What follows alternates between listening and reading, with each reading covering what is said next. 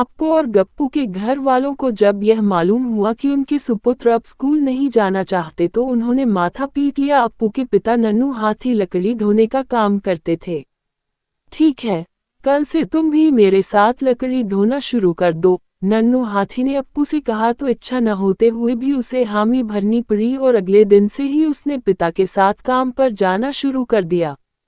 गप्पू के पिता राजा शेर सिंह के राजमहल के पहरेदार थे। पिता के कहने पर गप्पू ने भी उनके साथ काम करना शुरू कर दिया।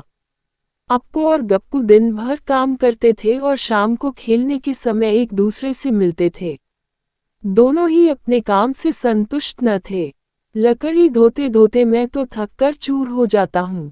इतनी मेहनत पढ़ाई में की होती तो अव्वल आता, अप्पू ने दुखी मन से गप्पू से कहा तो गप्पू भी अपना दुखड़ा रोने लगा।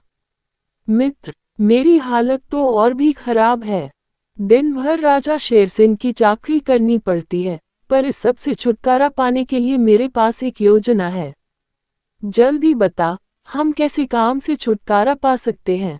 मैंने कल ही राजमहल में टेलीविजन पर देखा था कि पड़ोसी देश पाकिस्तान के घुसपैठिए अपने देश में घुस आए हैं।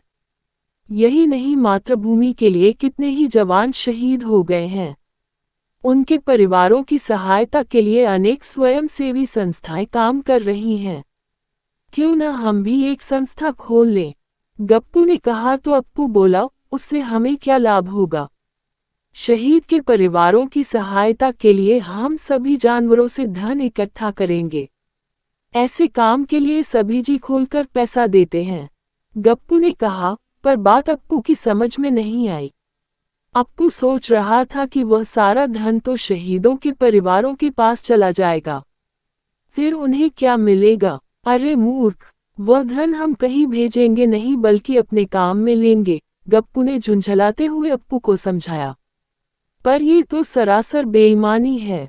जो जवान हमारी रक्षा के लिए अपनी जान दे रहे हैं, हम उनके नाम पर धोखाधड़ी करें?